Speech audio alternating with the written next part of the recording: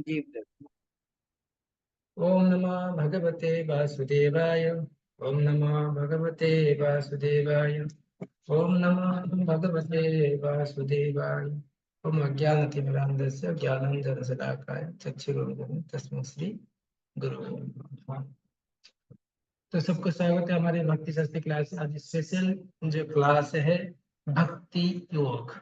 भक्त के जीवन में जो भक्ति महत्वपूर्ण है उसके बारे में चर्चा करेंगे। तो भक्ति योग क्या है उसके पहले 12वां अध्याय चालू करेंगे। उसके पहले कुछ भागवत में वर्णना था कि केचिन क्वचिन निर्वर्तन्ते भद्रात् क्वचित् चरति तत् पुनः प्रायश्चितम अथ पार्थम मन्ये कुंजर शोचवत्। तो भागवत में षष्ठ स्कंद में वर्णना था कि किस प्रकार परीक्षित महाराज ने प्रश्न पूछ रहे भगवान नारद सुखदेव गोस्वामी को।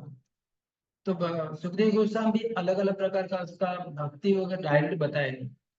कर्म योग, ज्ञान योग, धर्म सब बताए। तो बाद में उन्होंने बोले ये सब तो ये पुण्य करो ये आपको फल मिल जाएगा ये। तो ये बोलेगी।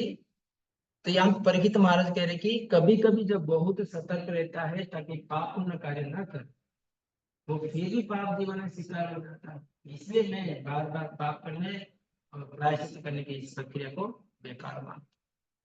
तो सुखदेव गोस्वामी कह रहे कि आप प्रायश्चित करोगे तो जो कुछ पुण्य पाप करते प्रायश्चित करोगे वो उसमें आपका पाप चला जाएगा। तो परीक्षित महाराज बोले कि बार बार पाप करो, आप प्रायश्चित करो, ये प्रक्रिया बेकार मानता हूँ। यह हाथी का स्नान समान है, मन ने कौंजर कुंजर शौचम। क्योंकि हाथी पुण्य स्नान करके स्वयं को शुद्ध कर लेता है, लेकिन भूमि पर लौटते ही अपने सिर और शरीर में पूर्ण धूल जम देता है। तो इस प्रकार यहाँ पे कह रहे कि हाथी का स्नान आप करते हैं उसका पुण्य कमाने के लिए कुछ अलग प्रकार दान धर्म करते हैं तो बोले हमारा पाप प्रायश्चित हो गया। तो ऐसा स्नान को बोलते कि हाथी का स्नान जैसे है। सुन। तो हाथी नदी में स्नान करता है, वापस आके बाहर आता है, वापस धूल अपने सर पे लगता है। तो उसका स्नान करने का अर्थ क्या रहेगा? स्नान किया धूल लाकर पड़ा तो उसका स्नान भी कोई केचित केवल। तो इसीलिए क्या करना चाहिए? तो सुखदेव गोस्वामी कह रहे कि केचित केवल भक्त्या वासुदेव परायण अघम धन्वंति कार्ष्णेय निहार भास्कर। केवल एक दुर्लभ व्यक्ति जिसने कृष्ण की पूर्ण अनन्य भक्ति को अपनाया है, वो पाप कर्म के खरबतार को बिना किसी कोई कर्म को संभावना के निकल सकता है कि वे पुनर्जीवित हो गए। वो बस भक्ति सेवा का, भक्ति डिवोशन सर्विस का, भक्ति का निर्वहन करके ऐसा कर सकता है। जैसे सूर्य अपने किरण से कोहरे को तुरंत समाप्त कर देता है। निहार एवं भास्कर। निहार एवं कैसे? जैसे कि कोहरा आता है सब ठंडी के मौसम में, इतना कोहरा आते आप किसी को देख नहीं पाते। जैसा सूर्य का एक किरण कोहरा पर गिरता है सारे कोहरा गायब।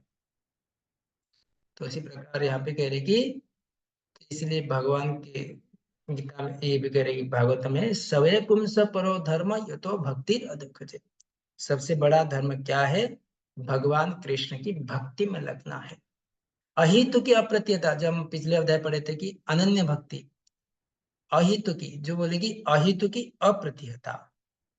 अहितु अप्रति समस्त मानवता के लिए सर्वोच्च व्यवसाय बिजनेस क्या है, धर्म क्या है? जिसके द्वारा मनुष्य परात्पर भगवान की प्रेमयी भक्ति में प्राप्त कर सकते हैं।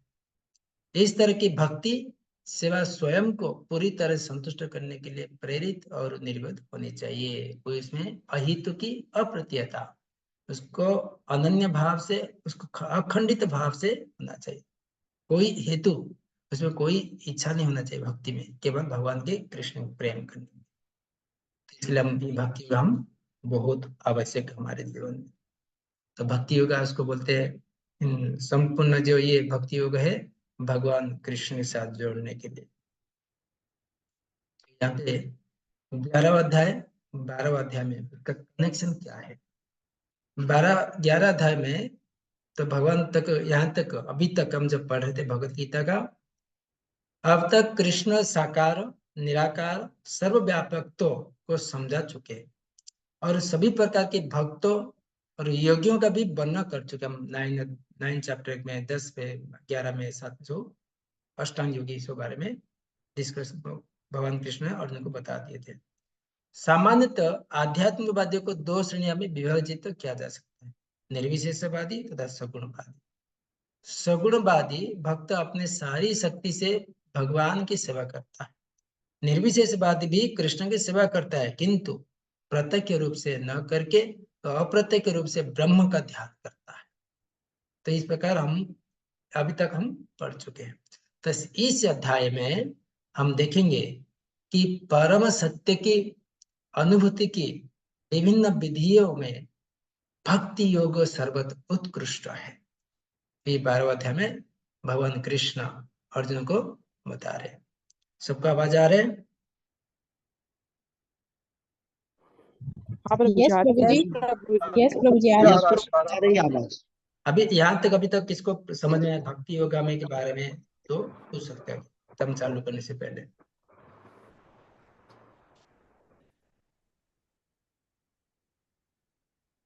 एक बार और बता दीजिए। कोई सब प्रश्न नहीं है? एक बार शॉर्ट में प्रभु जी और बता। तो ये यहाँ पे कनेक्शन बता रहे कि हम स्टार्ट किए कैसे, इस प्रकार लोग अलग प्रकार पुण्य कर्म करके, कुछ पाप करके पुण्य कर्म करो और पाप से मुक्त हो जाओ। तो भागवत में उदाहरण लेके देखे कि इस प्रकार हाथी कैसे स्नान करता है और बाहर आके वापस धूल छिड़क मारता है, तो उसका स्नान करने का कोई मतलब नहीं। इसी प्रकार कुछ पाप करते, कुछ अधर्म करते, बोले कुछ पुण्य कर्म करते, दान देते, उसमें हमारा पाप प्रायश्चित हो गया, ऐसा करने की कोई फायदा नहीं है। तो परीक्षित महाराज बोले ऐसा करने का कोई फायदा नहीं। उसके बाद सुखदेव गोस्वामी भक्ति योग के बारे में बता रहे थे। तो ये भक्ति योग ऐसा है कि जितना भी पाप होता है, जैसे बहुत बड़ा संख्या में होता है, जैसे सूर्य का एक रोशनी आता है कोहरा गायब हो जाता है, उसी प्रकार एक करोड़ जन्म का जीव रहता है, पाप पुण्य में फंसा हुआ रहता है। केवल भक्ति योग करने से, भगवान का भक्ति करने से सारे पाप सारे सब कुछ नष्ट हो जाता है। इसलिए कैसे भक्ति होना चाहिए? अहितु की अप्रतिहता, अनन्य भक्ति होना चाहिए। कोई इसमें हेतु नहीं उसका, कोई उसमें रुचि, कोई हेतु हमारे अपने जीवन के शारीरिक स्तर में कोई इच्छा नहीं होनी चाहिए, केवल कृष्ण प्रेम भक्ति। तो इसको बोलते हैं अनन्य भक्ति, जो अहितु की, कुछ भी हेतु नहीं है, उसके कोई इच्छा नहीं होना चाहिए, भौतिक आकांक्षा। तो इसलिए हमको इस अध्याय में अब तक ऐसे कर्मयज्ञ, साकार निराकार सर्वव्यापी, सब सर्वव्यापी विश्वरूप सब दिखा चुके, भगवान बता चुके। तभी इस अध्याय में भगवान की भक्ति को सर्वत्र उत्कृष्ट कैसे अभी अर्जुन को बताएंगे। ठीक है माता जी? हरे जी कृष्णा। Thank you. प्रतिहत मतलब क्या देखिए है? एक एक जन पूछिए। प्रतिहत मतलब? प्रतिहता मतलब अहितु की अप्रतिहता मतलब अखंडित भाव से, अच्छा, निरंतर से कंटिन्यू बोलते हैं उसको, कंटिन्यू भाव से भगवान का। अहितु की अप्रतिहता, प्रतिहता अप्रतिहत खंडित होता है, अप्रतिहता अखंड रूप से। अच्छा। तो 12वां अध्याय इस प्रकार विभक्त हुआ है, 1 से 7 भक्ति निर्विशेषवादी से श्रेष्ठ है।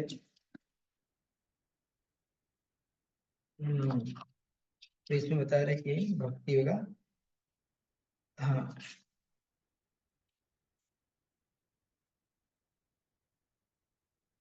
तो 1 से 7 सगुणवादी एवं निर्विशेषवाद तुलना कृष्ण भक्ति श्रेष्ठता है। 8 से 12 भक्ति के प्रगतिशील स्तर क्या है, उसका स्तर क्या है, उसका तालिका को देखेंगे। और 13 से 20 गुण जो कृष्ण का प्रिय, कौन से गुण व्यक्ति भगवान का अति प्रिय होते हैं। तो इस प्रकार 3 भाग में विभक्त किया गया है। तभी अर्जुन बात हम देखिए, अर्जुन अभी प्रश्न कर रहा है, 3 डिवाइड हुआ 3 स्तर में। तो याद आया सबका? कृष्ण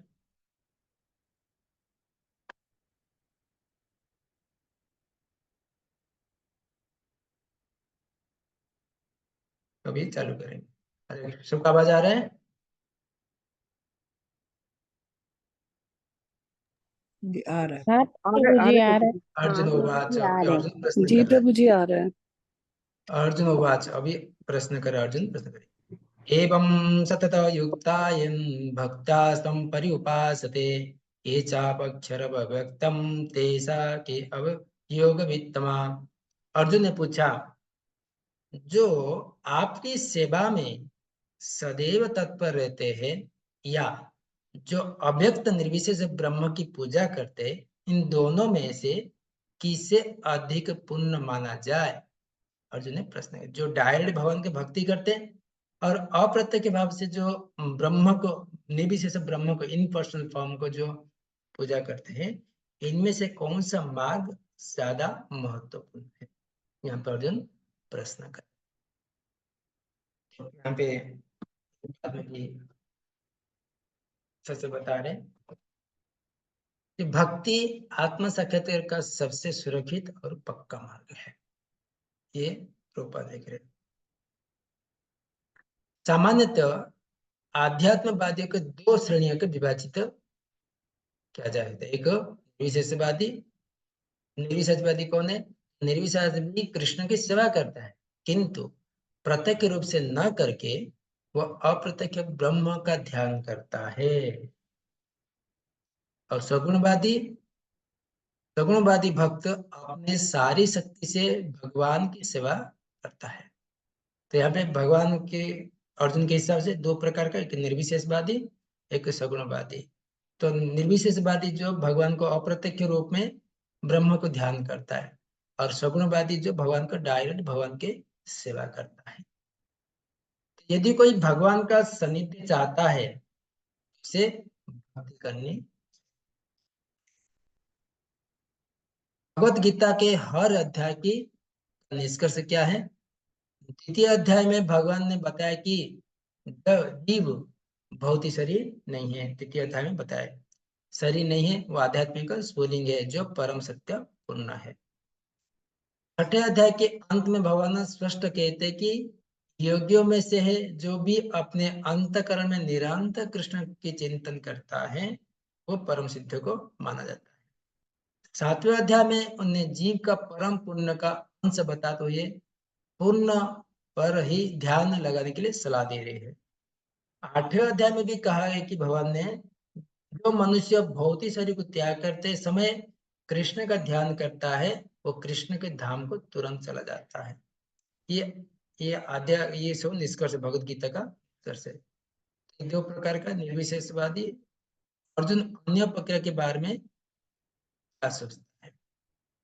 निराकार स्वरूप चाहे इस लोक में है चाहे भगवान की परमलोक में है, ध्यान के लिए समस्या बना रहता है। अर्जुन ने कहना चाहता है कि इस तरह से समय गंवाने का क्या लाभ है। दूसरा पॉइंट, कृष्ण के साकार रूप के आसक्त होना श्रेष्ठ है। भगवान के 11 अध्याय में विश्व रूप दिखाए, तो विश्व रूप को आसक्ति नहीं होना, विराट रूप को आसक्ति, वो क्षणिक रूप है। तो लोग किसके लिए आकर्षित करने के लिए भगवान ने रूप दिखाए थे? जो निराकारवादी, ब्रह्मवादी, इन लोग को आकर्षित करने के लिए रूप को दिखाए थे। परंतु भक्त भक्त जो लेते हैं, भक्त भगवान के साकार रूप के प्रति आसक्त होना, इस तरह वो एक ही समय अन्य सारे रूप को समझ सकते। कृष्ण के प्रति उसके प्रेम की किसी प्रकार का व्यवधान नहीं पड़ता है।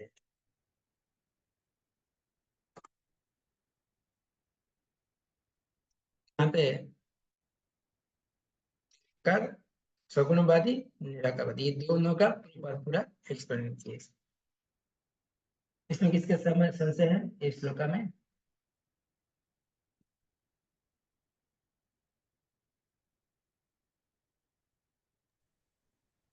हरे कृष्णा।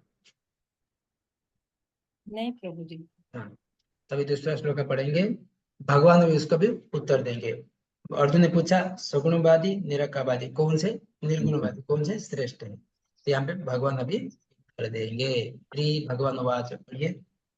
श्री भगवान वाच मय्यावेश मनो ये नित्ययुक्ता उपासते श्रद्धया पर्योपेतास्ते मे युक्ततमा मतः।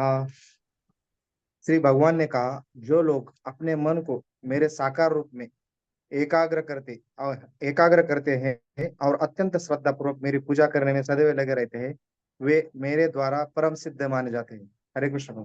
चलो। तो यहाँ पे भगवान ने सीधा क्लियरली उत्तर दिए कि अर्जुन को, जो लोग अपने मन को मेरे साकार रूप, निराकार रूप यहाँ बताया नहीं, जो बोलते कि मया ऐसा मनो नित्य युक्त उपास, मया वैसा मनो, जो मन में, मन को मेरे साकार रूप में एकाग्र करते हैं और अत्यंत भगवान का नाम जप करते हैं, तो यहाँ पे श्रद्धा पूर्वक मेरी जो पूजा करते हैं, श्रद्धा नहीं है, श्रद्धा शब्द विश्वास से कहे सुदृढ़ निश्चय, कृष्ण भक्ति कर्म करे सर्व कर्म करते।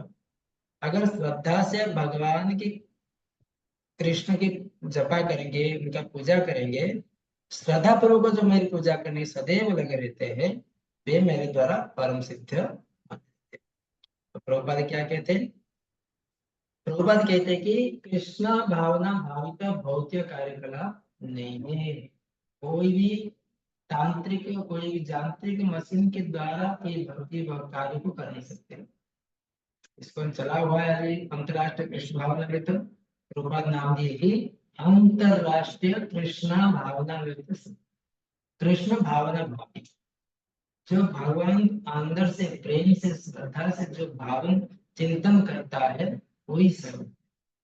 तो उसको कोई भौतिक की तरह से, हम उस तरह से हम तो आगे नहीं बढ़ सकते उसको, इसलिए हर कार्य कृष्ण के लिए किया जाता है। इसको अंतरराष्ट्रीय कृष्ण भावना तो केवल कृष्ण के लिए ही किया जाना चाहिए। यहाँ पे प्रभुपाद एक शुद्ध भक्त के पूर्ण समाधि में पॉइंट है, उसके निरंतर व्यस्तता के कारण ध्यान देकर जपा करे, सुने, काय कृष्ण की सिर सोचिए, मंदिर आप जाइए, मंदिर में जाकर बर्तन साफ करे, झाड़ू करिए आदि, कृष्ण संबंधी कार्य के अतिरिक्त अन्य किसी कार्य में के क्षण में नहीं गवाता है। जो कृष्ण भक्त संबंधी जो कार्य के बिना ही सब कुछ करना है।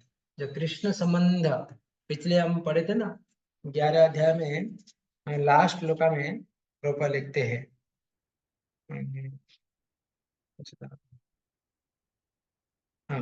अनासक्तस्य विषयान्न यथा हि उपभंजते निर्बंध कृष्ण संबंधे उक्त वैरागी उच्यते। जो कृष्ण के साथ संबंध है वही चीज को हमको, तो और लिख रहे प्रभुपाद इसमें,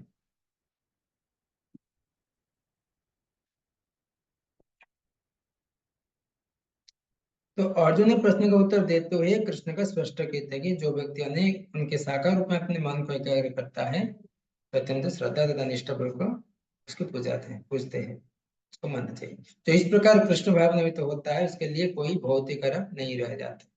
तो हम पढ़ चुके। जो यह कृष्ण विषय में कई पुस्तक पढ़ता है, कभी कभी प्रसाद तैयार करता है, बाजार में कृष्ण के लिए कुछ मोल लेता है, या भी कभी मंदिर झाड़ता, मतलब झाड़ साफ सफाई करता है, कई बर्तन धोता है। वो जो कुछ भी करता है कृष्ण संबंधी कार्य के अतिरिक्त अन्य कार्य कुछ क्षण भी अपने समय को नष्ट नहीं करता। ऐसे कार्य पुण्य समाधि कहलाते हैं। पूर्ण तरफ से अनन्य भक्ति, उसमें केवल कृष्णमय है। तो अभी आगे कह रहे कि भगवान कृष्ण अभी उनको बड़े किस प्रकार इस तीसरा और चौथा में बता रहे कि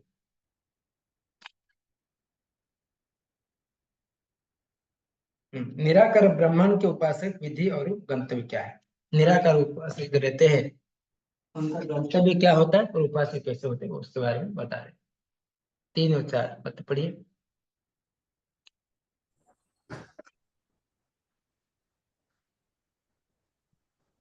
हरे कृष्णा पढ़िए कोई। हरे कृष्ण।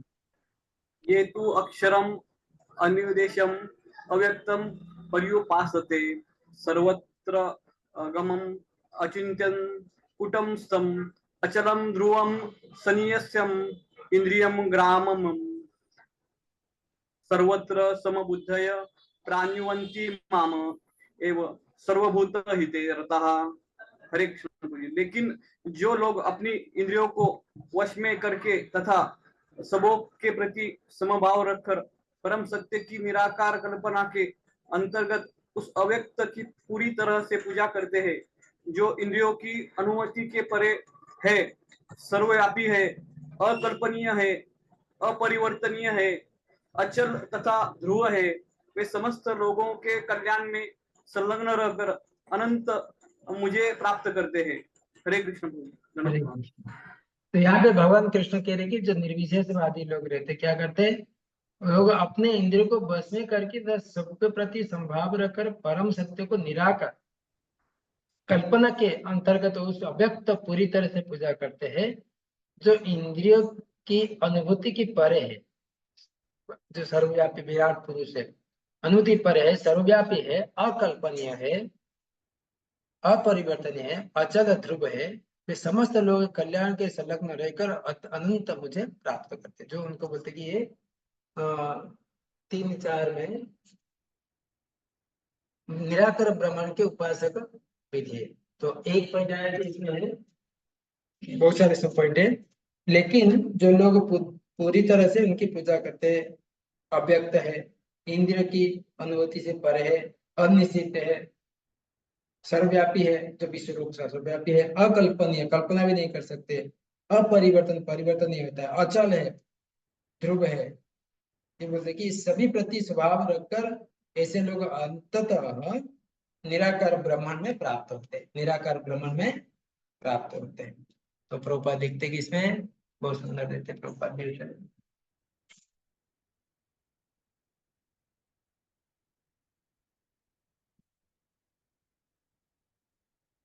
निराकार अनुभूति के गुण क्या है, देखिए, अव्यक्त, इंद्रिय से, बोध से परे, सर्वव्यापी, समझ से बाहर, अपरिवर्तनीय, निश्चित, अचल। ठीक है,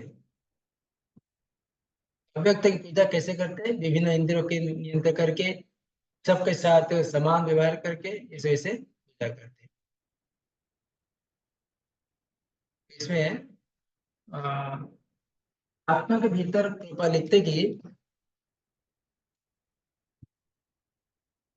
जो लोग भगवान कृष्ण की प्रत्येक पूजा न करके अप्रदय के विधि से उसके उद्देश्य प्राप्त करने के लिए प्रयत्न करते हैं, वे भी अनंत अंततः लास्ट में क्या करते हैं? श्री कृष्ण को प्राप्त होते हैं। उनके जन्म के बाद बुद्धिमान व्यक्ति वासुदेव को ही सब कुछ जानने में मेरी शरण में आता है। जो मनुष्य को अनेक जन्म के बाद पूर्ण ज्ञान होता है तो कृष्ण की शरण में शरण करता है, नहीं तब तक ब्रह्मांड परमात्मा इसमें रहता है। यदि कोई इस श्लोक में बताया गया विधि से भगवान के पास पहुंचता है तो उसे इंद्रिय निग्रह करना होता है, प्रत्येक प्राणी की सब सेवा करनी होती है और समस्त जीवों के कल्याण कर रहा होता है। तो यहाँ पे प्रभुपाद लास्ट पारा में कह रहे कि आत्मा के भीतर परमात्मा का दर्शन करने के लिए मनुष्य को देखना, सुनना, स्वाद लेना, कार्य करना आदि इंद्रिय कार्य की बंद करना होता है, तभी वो जान पाता है कि परमात्मा सर्वत्र विद्यमान है। ऐसा अनुभूति होने पर किसी जीव से ईर्ष्या नहीं करता है, उसे मनुष्य तथा पशु में कोई अंतर नहीं देखता है, क्योंकि वो केवल आत्मा का दर्शन करता है, ब्रह्म आवरण का नहीं। लेकिन सामान्य व्यक्ति के लिए निराकार अनुभूति की विधि अत्यंत कठिन सिद्धि होती है। तो कैसे होती है? 4 नंबर में, 5वां नंबर में बता रहे कि किस प्रकार निर्विशेषवादी का कष्टमय मार्ग। इस प्रकार निर्विशेष मार्ग जो पहला श्लोक में 2 प्रकार, निर्गुणवादी, निराकार और सगुणवादी। तो भगवान ने, कृष्ण ने 3-4 में निर्गुणवादी का किस प्रकार लोग भक्ति करते, किस प्रकार भक्ति नहीं उसको बोलते, किस प्रकार विधि करते हैं, उसका गंतव्य किस प्रकार होता है वो बताए। और निर्विशेषवादियों का कष्टमय मार्ग सहज नहीं होता है, कैसे कष्ट होता है वो बता रहे। 5 नंबर श्लोक प्रभु जी ये स्लाइड नहीं चल रही, स्लाइड नहीं दिख रहे, नहीं दिख रहे, वो पहला ही स्लाइड आया हुआ है, क्वचिन निर्वात, कोई कुछ श्लोक भी देख का रहे हैं, स्लाइड नहीं आ रहा। कभी कभी जो बहुत सकता है। इसके बाद आया ही नहीं स्लाइड।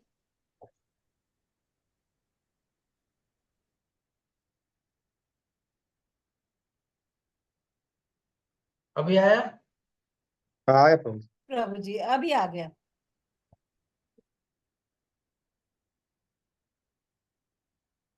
हाँ, पढ़िए 5 नंबर श्लोक का।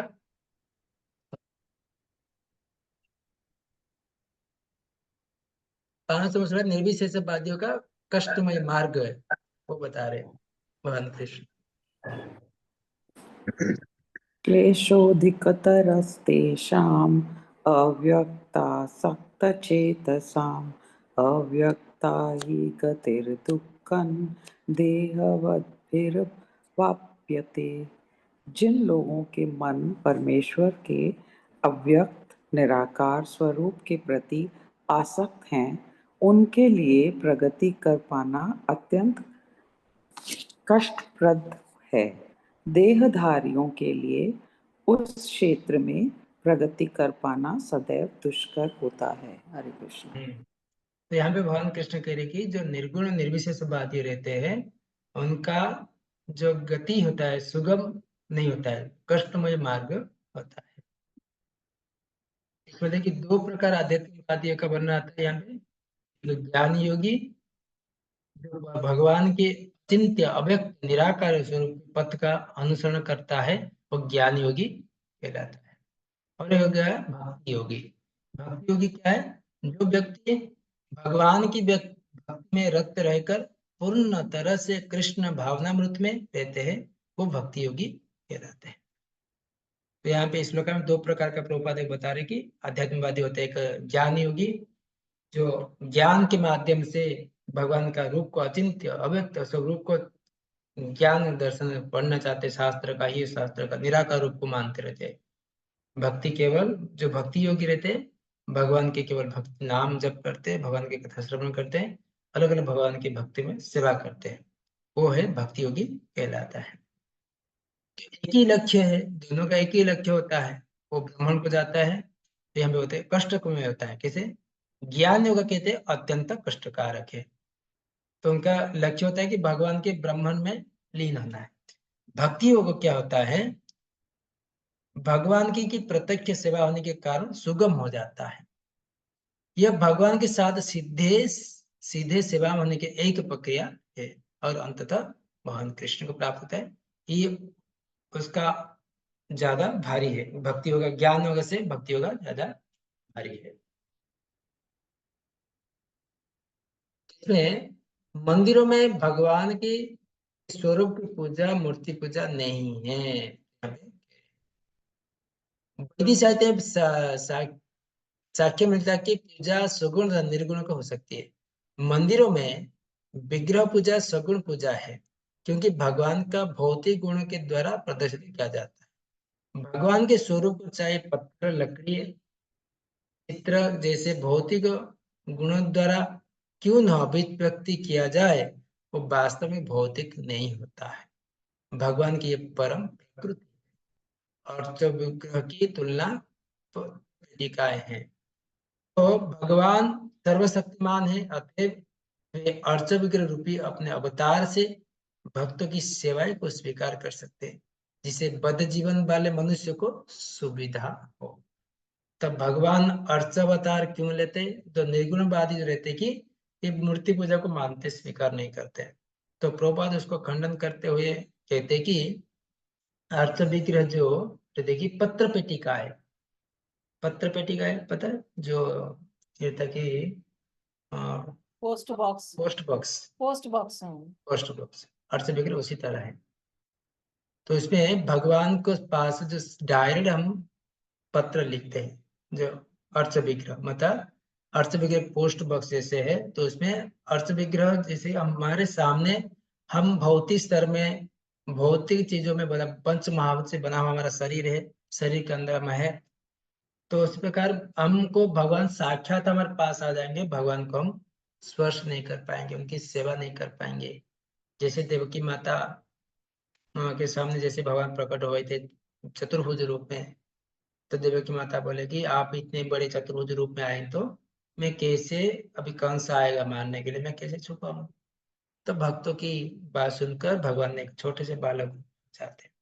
तो उसी प्रकार जीवात्माएं रहते हैं, मनुष्य रूप में आते हैं, तो भगवान की सेवा करना चाहते हैं। भगवान अगर इतने विराट रूप में आ जाएंगे और इतना उनका दिव्य स्वरूप में आ जाएंगे तो उनकी सेवा नहीं कर पाएंगे। इसके लिए हम जैसे ये भौतिक मिट्टी से शरीर बना हुआ है, मिट्टी पत्थर से चित्र से, उसी प्रकार शरीर से अर्च विग्रह अवतार लेते हैं। तब जाकर भक्त लोग भगवान को भोग लगा सकते हैं, भगवान को आरती कर सकते हैं, भगवान को खिला सकते हैं, भगवान को ड्रेसिंग कर सकते हैं, श्रृंगार कर सकते हैं, है ना। तभी जाकर वो अर्च विग्रह की पितृपीठ के साथ तुलना किया गया। तो सही जैसे हम यहाँ पे जो करते हैं भगवान वहां पे प्राप्त हो जाता है। जैसे पोस्ट बॉक्स में लेटर डालते हैं, सीधा अपने गंतव्य स्थान में पहुंच जाता है। उसी तरह अर्च विग्रह की सेवा यहाँ पे प्रभुपाद बता रहे हैं। निर्विशेषवादियों के लिए अभ्यास में कुछ प्रश्न पूछ रहे कोई?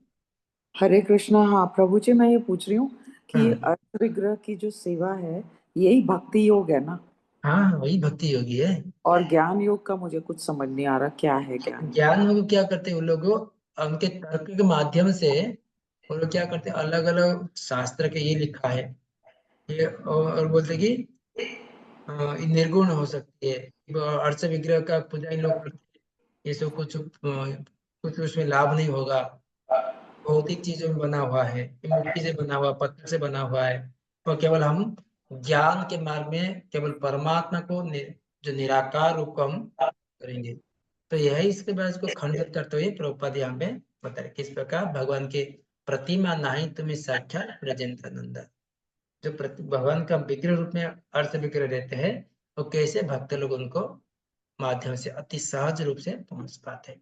किंतु ज्ञानी योग जो निर्विशेषवादी रहते हैं वो कभी इसको मानते नहीं है अर्थ विग्रह को पूजा करने, केवल एक ब्रह्म को पूजा करो, परमात्मा को ध्यान करो, मेडिटेशन करो, तो लोग उसमें मानते हैं। परंतु जो ये कष्टमय मार्ग होता है, तपस्या में रहते हैं, तो भक्त लोग क्या करते हैं, अपने भगवान का नाम जप करते हैं, अर्च विग्रह की सेवा करते हैं और अलग प्रकार का कीर्तन जप करते हैं, तो इसमें सहज मार्ग हो जाता है।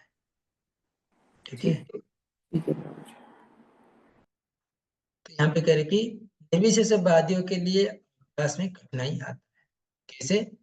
कह रहे कि उपनिषद जैसे वैदिक साहित्य के माध्यम से अव्यक्त स्वरूप को समझना होता है, उन्हें भाषा सीखना होता है, इंद्रिय अतीत अनुभूतियों को समझना होता है और इन समस्त विधियों का ध्यान रखना होता है। ये सब एक सामान्य व्यक्ति के लिए सुगम नहीं होता है।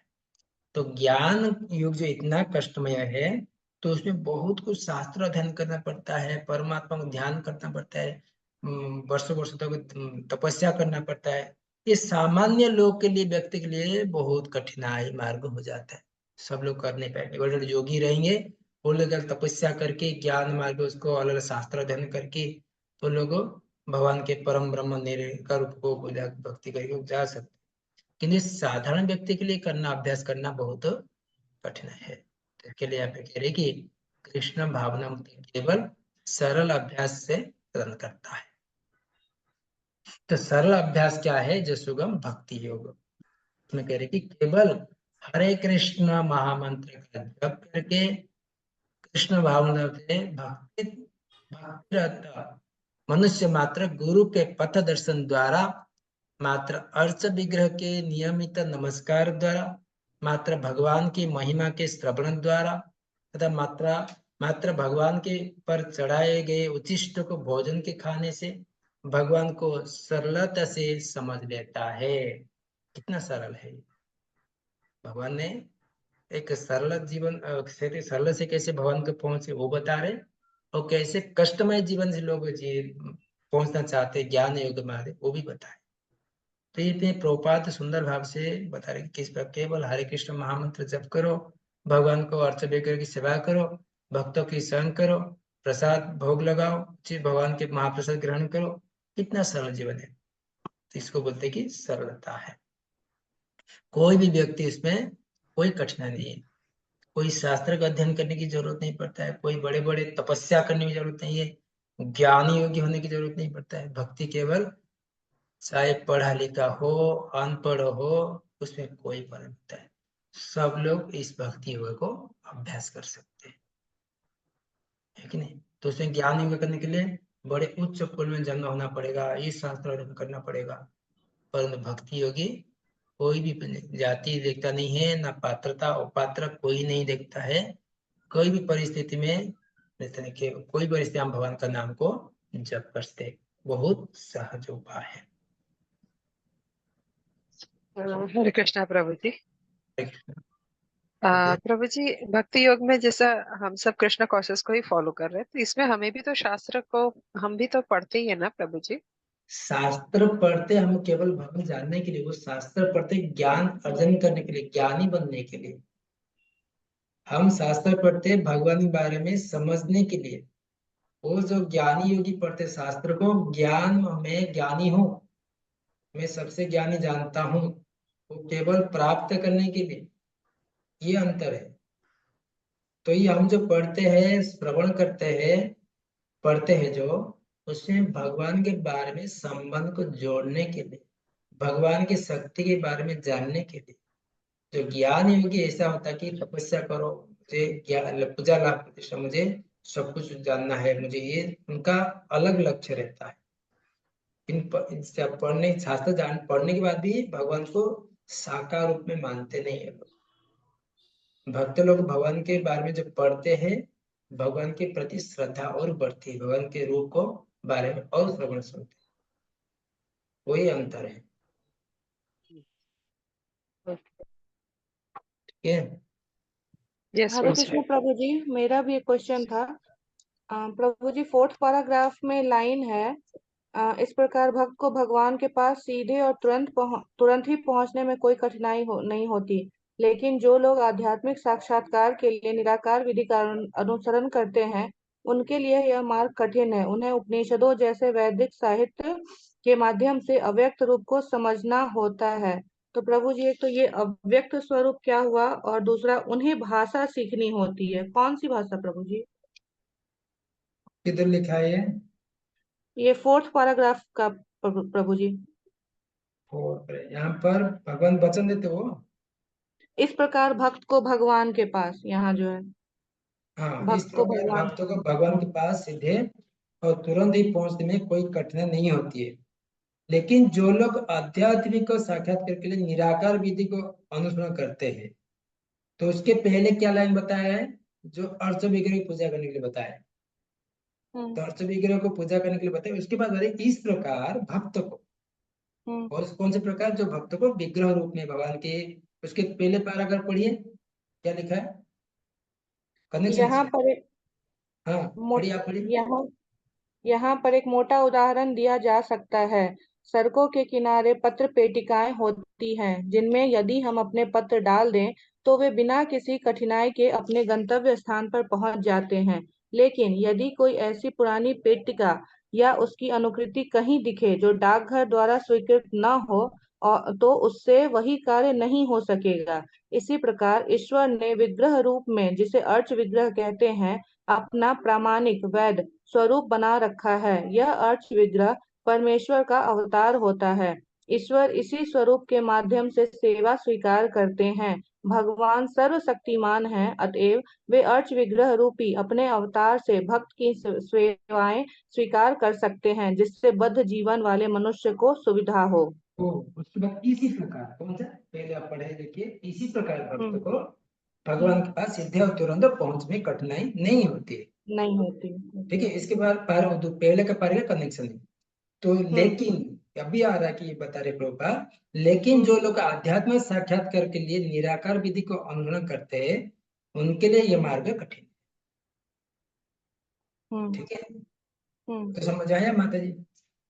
यस प्रभु जी, लेकिन मुझे ये वाला जो वर्ड है, अव्यक्त स्वरूप को समझना होता है। अव्यक्त स्वरूप मतलब अव्यक्त, जो व्यक्त नहीं, अव्यक्त। अच्छा। जिन्हें उपनिषद जैसे वैदिक साहित्य का माध्यम से अव्यक्त रूप को समझना होता है, उनको क्या करते हैं, अलग प्रकार शास्त्र अध्ययन करते हैं, उनको अव्यक्त रूप को समझते, भगवान अगले बारे में बदल, भगवान का रूप ऐसे ऐसे नहीं है, तो उसको अव्यक्त रूप को समझना। जैसे विराट रूप दिखा है भगवान ने, उस विराट को अव्यक्त, उनका कोई आदि अंत नहीं है अच्छा, ओके ओके विराट रूप का, तो वो ज्ञानी मार्ग होता है। ओके। ठीक है। और हाँ प्रभु जी, और उसके बाद जो वो लाइन है, उन्हें भाषा सीखनी होती है, कौन सी भाषा? भाषा मतलब भगवान के जो सीखने के लिए, ज्ञान मार्ग में जाने के लिए उनको अलग हाँ प्रकार का जो भाषा समझनी होती है, किस प्रकार है यहाँ पे कह रहे हैं उसको समझना होता है हमको, बहुत कठिनाई हो जाता है। हाँ, वही वही प्रभु जी। तो भक्ति योग में कोई भक्ति कठिनाई नहीं होता है, भाषा समझो न समझो, भगवान का नाम जप करो, सती समझ होता है। उनके लिए बहुत कठिनाई होता है, तपस्या करो, भाषा को समझो, ये शास्त्र करो, ज्ञान बनो, वो तो बहुत कठिन हो जाता है, ओके सब लोग ओके। कर नहीं पाएंगे उसको बात। हाँ, तो मतलब जितनी सारी डिफिकल्टीज है वो बता रहे हैं यहाँ पे प्रभुपाद जी। हाँ, जितना कठिनाई होता है, हमको जी भाषा आए न आए कोई हाँ, फर्क नहीं पड़ता, जी उनको सब कुछ सीखना पड़ता है, समझना होता है, स्वरूप को समझना होता है, भाषा सीखनी होती है, इंद्रिय प्रति अनुभूति को समझना होता है। लोग क्या करते हैं, अरे तपस्या करना पड़ेगा, ये व्रत पालना पड़ेगा, ये जो नहीं खाएंगे वो नहीं खाएंगे, पर भक्त के भक्त प्रभुपाद क्या बताए, भक्तों को खाओ पियो, अच्छे से फीस्ट खाओ, भगवान का नाम जप करो, आनंद लो, यस तब ये प्रभु जी, शास्त्र मार्ग होता है। यस प्रभु, थैंक यू प्रभु जी, हरे कृष्णा। अभी 7 नंबर में इसको ऐसे भी समझ सकते हैं ना प्रभु जी, कि जो भक्ति योग हम प्रैक्टिस करते हैं, that is the practical way to understand the bhakti yoga, to understand Krishna. और जो ये निराकार स्वरूप में जो लोग बिलीव करते हैं, उनको फिलोसफिकल वे समझ सकते हैं, कि जैसे फिलोसफी बस पढ़ते जाओ, तो हाँ, उसका जो मार्ग अपनाएंगे तो वो उनके लिए अंडरस्टैंडिंग के लिए कठिन हो थोड़ा जाता है, बहुत हार्ड होता ज्यादा है ना। पढ़ते पढ़ते ज्ञान अर्जन करते करते उन लोग को इतना कंफ्यूज हो जाते हैं, लोग उसके निष्कर्ष पहुंच नहीं पाते। हम्म। ये सर्च करेंगे वो सर्च करेंगे, वो ढूंढते रहेंगे वो ढूंढते रहेंगे, कैसे भगवान हो सकते हैं, कैसे ये सोचते थे, वो ज्ञान मार्ग ऐसे ढूंढते ढूंढते वो हो जाते हैं, किधर हरे कठिन हो कृष्ण जाता है। प्रभु जी, जो लोग वो साकार रूप को विश्वास करते हैं वो लोग ही खाली भक्ति योग कर सकते हैं ना, हाँ, वही निराकार वही, वादी तो भक्ति योग में नहीं नहीं कर है पाते, ना। हाँ, ओके। तभी भी 7 नंबर 6 और 7 में, 6 नंबर में 6 7 में भक्ति, अभी निराकारवादी हो गया, निर्विशेषवादी की भक्ति कष्टमय मार्ग है। भाई 6 और 7 में बताएंगे भगवान कृष्ण भक्ति सगुणवादियों का अनन्य भक्त, सरल है और वो आसान मार्ग है, ये उस श्लोक में बताएंगे। स्लाइड चलिए नहीं चेंज हो रही है, स्लाइड नहीं चेंज हो रही है, स्लाइड चेंज नहीं हो रही है, ये नहीं हो रही है। नहीं 5 पे ही है।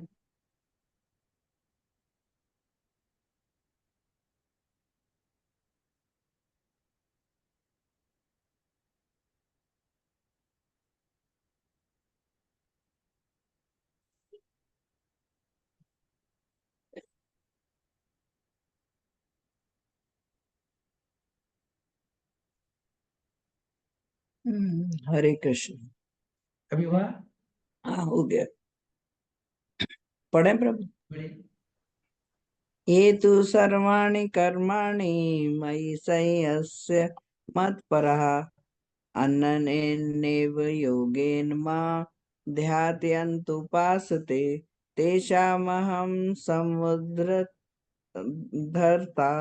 मृत्यु संसार सागरात् भवानी न चिरात् पार्थ मय्यावेशत चेतसाम। जो अपने सारे कार्यों को मुझ में अर्पित करके तथा अविचलित भाव से मेरी भक्ति करते हुए मेरी पूजा करते हैं और अपने चित्तों को मुझ पर स्थिर करके निरंतर मेरा ध्यान करते हैं, उनके लिए हे पार्थ मैं जन्म मृत्यु के सागर में से शीघ्र उद्धार करने वाला हूँ। हरे कृष्ण। भक्ति योग यहाँ पे बता रहे कि 6 और 7 में सगुणवादी जो भक्तों के लिए अनन्य भक्त है, सगुणवादी जो सरल है और वो आसान मार्ग है। यहाँ पे शुद्ध भक्ति की अनुभूति क्या है, पर ईश्वर महान है, जीवात्मा अनेक अधीन के भगवान के अधीन है, उसका कर्तव्य है कि भगवान की सेवा करे। कि वो ऐसा नहीं करता है जैसे माया की सेवा करनी, तो बोलते कि जो भगवान की सेवा नहीं करता है अलग प्रकार माया की सेवा करना पड़ता है।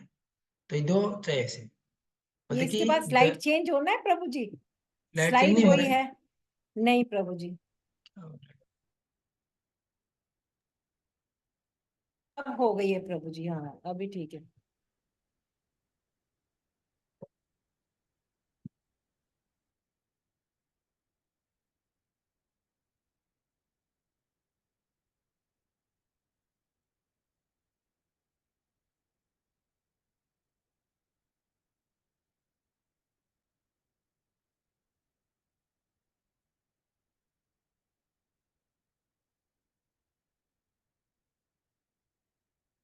जो व्यक्ति यहाँ पे कहते हैं जो भगवान की सेवा नहीं करते हैं वो माया की सेवा करना पड़ता है। भगवान या माया कोई भी एक चीज हमको करना पड़ता है। तो यहाँ पे कहते हैं कि भगवान ईश्वर दैवी ऐसा गुणमयी माया दुरता है माया प्रपंच माया दुरते। जो व्यक्ति भगवान की सेवा करता है वो माया से छुटकारा पा सकते हैं। जो भगवान की सेवा नहीं करता है, जो शुद्ध भक्ति अनुभूति बता रहे प्रभुपाद यहाँ पे, जो माया के भगवान की सेवा नहीं करता है वो माया की सेवा करनी पड़ती है।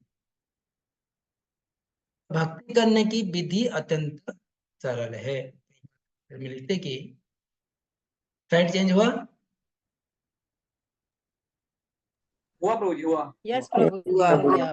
भक्ति करने की इस विधि बार हुआ, अत्यंत नहीं तो अभी तक सरल हो है। ही। भगवान को प्राप्त करने के लिए वो अपने मन को कृष्ण में पूर्णतः एकाग्र करे। तो अत्यंत सरल उपाय बता रहे प्रभुपाद यहाँ पे। भगवान को अगर कोई भक्ति करना चाहते, प्राप्त करना चाहते, अपने मन को एकाग्र पूर्णत रूप से एकाग्र करना चाहिए भगवान की भक्ति में। भजो रे मन श्रीनंद नंदन अभय चरण, भगवान के अपने मन को भगवान के चरण कमल में एकाग्र करे। जीवात्मा उनके अधीन है, उसका कर्तव्य है कि भगवान की सेवा करे। यदि ऐसा ही नहीं करता है तो उसे माया की सेवा करना पड़ता है। विधि सरल क्या है? बस अपने कर्म को समर्पित करें और हरे कृष्ण का जप करें। इस प्रकार भगवान को आकर्षित करता है।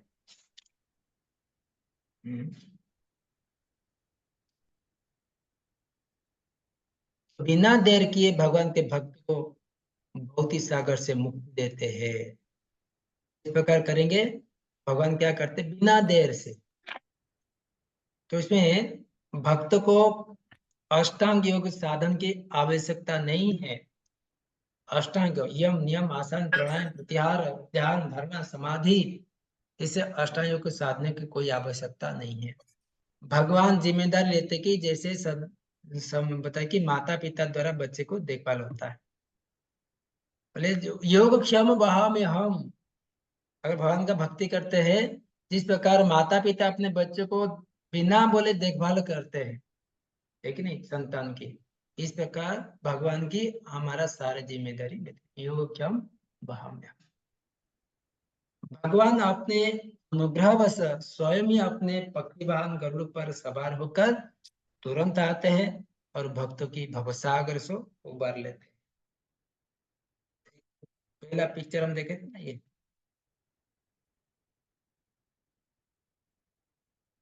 भवसागर पीछे भगवान इस श्लोक का ये तात्पर्य। बालक अपने माता पिता द्वारा अपने आप क्षपित होता रहता है जिससे उसकी स्थिति सुरक्षित रहती है। उसी प्रकार भक्त को योग अभ्यास द्वारा अन्य लोगों में जाने के लिए प्रयत्न करने की आवश्यकता नहीं है। लोग सोचते कि हम जपा कर रहे, क्या हम गोलोक जा सकते, किंतु यहाँ पे आवश्यकता नहीं है प्रयत्न करने के लिए। अभी तो भगवान अपने अनुग्रह बस स्वयं ही अपने पक्षी वाहन गरुड़ पर बैठकर तुरंत आते हैं और भक्त को भवसागर से उठा के लेके जाएंगे। हमारा कर्तव्य हम भगवान की भक्ति करेंगे, जपा करेंगे, तो भगवान देखेंगे कि ये कितना सीरियसनेस है भक्ति में, तो भगवान तुरंत आकर अपने हाथ ऊपर उठाकर लेके जा सकेंगे। जय कृष्ण। आगे देखते हैं भक्ति का विशिष्ट वरदान क्या है। वाले मनुष्य को चाहिए कि वह न तो सकाम कर्म के विभिन्न विधियों में उलझे, ना ही चिंतन से ज्ञान का अनुशीलन करे।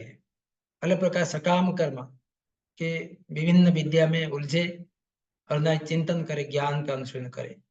जो परम भगवान की भक्ति में लीन है वो समस्त लक्ष्य को प्राप्त करता है। जो अन्य लोग अन्य योग विधियों, चिंतन, अनुष्ठान, यज्ञ, दान, पुण्य आदि से प्राप्त होने वाला है, भक्त का यही विशेष वरदान है।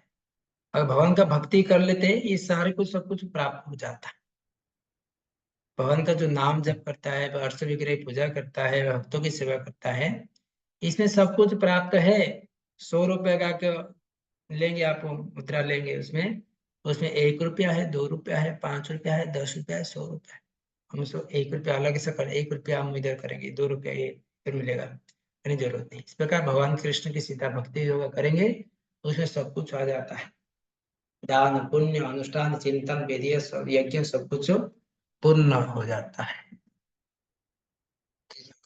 1 से 6 भगवान की भक्ति किस प्रकार निर्विशेषवादी से श्रेष्ठ का स्थापना की भगवान ने। अर्जुन ने प्रश्न किया 2 है जो निर्विशेषवादी भक्ति, उसमें कौन सा श्रेष्ठ है? भगवान ने यहाँ पे सुंदर भाव से उनको उत्तर दिए। तो उसमें लास्ट में 6 नंबर श्लोक में भगवान ने 7 नंबर बताया कि किस प्रकार भक्ति सबसे श्रेष्ठ है। देखेंगे 8 से 12 भक्ति प्रगति। हम भक्ति तो बता दिए और तुम भक्ति बता रहे, तो भक्ति का प्रगति कैसे करेंगे, उसका प्रोसेस, उसका स्तर क्या है, इस प्रकार हम भक्ति आगे बढ़ पाएंगे। तो ये कल पढ़ेंगे, ठीक है? यस प्रभु जी। प्रभु जी PDF मिल जाएगा इस 12 लेसन? भेज देता हूँ अभी भेज देता हूँ। ठीक है प्रभु जी। ठीक है, हरे कृष्ण। और किसी को कोई प्रश्न है? प्रभु जी PDF मिल जाएगा प्रभु जी इस हाँ लेसन? मिल रहा है, बोल रहे मिल हैं जाए, मिल प्रभु जी, जाएगा, अभी भेज रहा हूँ मैं। प्रभु जी परसों है ना क्लास? कल परसों नहीं रहेगा, शायद कल करेंगे। कल जल्दी लीजिए प्रभु जी। परसों के दिन है ना, शनिवार को? शनिवार को एक प्रोग्राम पे जा रहा हूँ मैं, नहीं हो अच्छा, पाएगा। कल जल्दी लीजिए प्रभु जी, आज शाम का हमारा हरिनाम का क्लास है। कितना बजे क्लास? वो 7:45। तब तक खत्म हो जाएगा हमारा। हाँ चलेगा प्रभु। हरे कृष्ण प्रभु जी। हाँ बोलिए। प्रभु जी मेरा प्रश्न है, प्रभु जी ये निर्विशेषवादी, सगुणवादी, निर्गुणवादी है ना, तो उनके मतलब एक एक ऐसा लाइन में वो थोड़ा इजी करके बताइए ना, थोड़ा मतलब याद रहने में डिफिकल्टी होता है। देखो यहाँ पे पहला प्रश्न किया अर्जुन ने, बोले आपने विश्व रूप दिखाया, सब कुछ दिखाया, तो ये भगवान मुझे प्रश्न, मेरे मन में संशय, आपके भी संशय है ना, ऐसे अर्जुन मन में संशय है। बोले कि आपने इतनी विराट रूप दिखा दिया और कैसे भक्ति करना, तो यहाँ पे 2 प्रश्न किया। लेकिन कौन श्रेष्ठ है, सगुणवादी श्रेष्ठ है ना निर्विशेषवादी? तो ज्ञानी योगी श्रेष्ठ है ना भक्ति योगी श्रेष्ठ है? तो भगवान ने यहाँ पे तो बता रहे कि 2 से 7 में उत्तर देते अर्जुन को।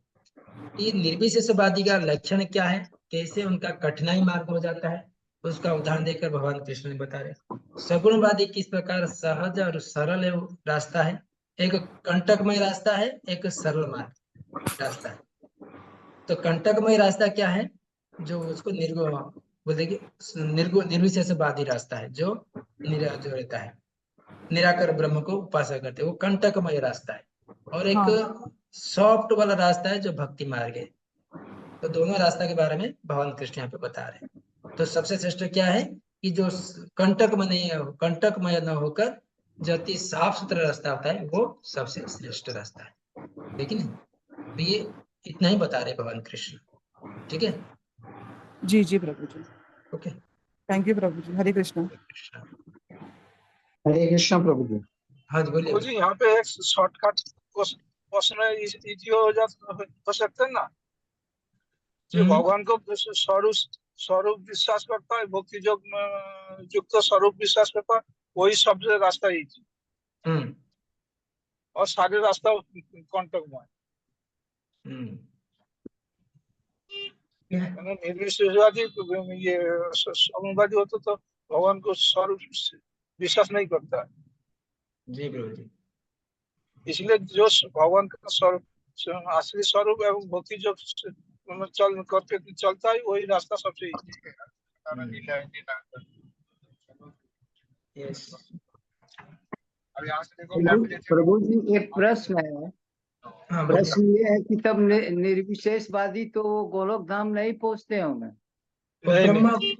ब्रह्म में लीन होते वो लोग, जाते आधा रास्ते में ही रह जाते हैं, आगे नहीं बढ़ पाते, भगवान के धाम में जा नहीं पाते। यान्ति देवव्रता देवान पितृयाति पितृव्रता, जो जिस पर रास्ता में चयन करते उसी रास्ते तक जाते। निर्विशेषवादी जो लोग रहते हैं भगवान के ब्रह्मांड ज्योति तक जा पाते, आगे बढ़ नहीं पाते, ब्रह्म ज्योति से भ्रमित हो जाते, वापस भौतिक जगत में आ जाते। प्रभु जी तो वो निर्विशेषवादी तो अगला जन्म में भी तो उद्धार हो सकते हैं ना, भक्ति करके, भक्ति योग को पालन करके। भक्ति करते लेकिन वो ब्रह्मन परमात्मा के करते रहते, तपस्या करते, ध्यान करते, तो भक्ति योग को अपनाते नहीं। अगर बोलते कि ब्रह्मांड भ्रमित कौन भाग्यवान जी, गुरु कृष्ण प्रसाद, गुरु की कृष्ण की कृपा होगी अभी भक्ति होगी, इसको प्राप्त होगी। मतलब वो भक्ति योग को अपनाना ले तभी होगा, नहीं तो नहीं हो। निर्विशेष ब्रह्म को ही नहीं, वो तो विलीन हो जाएंगे लोग। विलीन मतलब उसका जन्म नहीं होता है क्या? जन्म मतलब वो ब्रह्म ज्योति में लीन हो जाते हैं, उसमें कोई वापस आते नहीं, वो लीन हो जाते, उनका अस्तित्व मिट जाता है उसमें। कुछ भी नहीं रहता, जैसे बह के किधर भी उड़ जाएंगे पता नहीं चलेगा। तो भगवान के साकार रूप को प्राप्त कभी नहीं कर पाएंगे, वो किधर ब्रह्म में लीन हो जाएंगे। वो बोलते हैं हम ब्रह्म में लीन होना है। भक्त कभी भगवान के लीन नहीं होना चाहते, केवल भगवान के शाश्वत रूप में जाकर भगवान की सेवा करना चाहते।